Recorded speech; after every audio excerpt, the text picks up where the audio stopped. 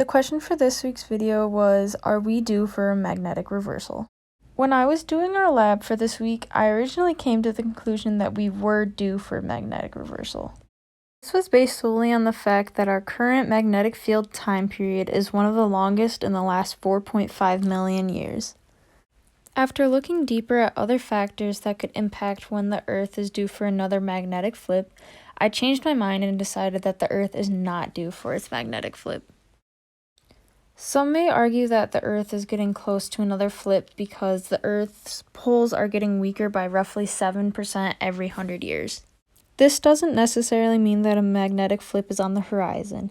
This has happened before, roughly 41,000 years ago, when the poles weakened rapidly and dramatically, but the Earth never underwent a full flip.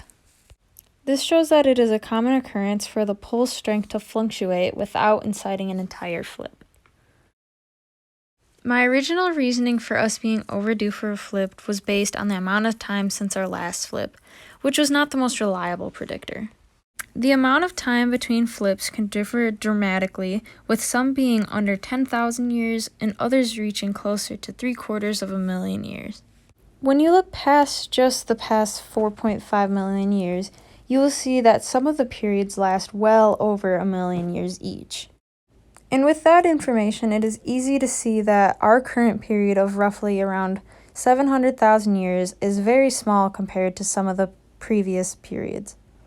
In conclusion, I was able to prove my original hypothesis wrong and changed my mind and think that we are not due for another magnetic flip.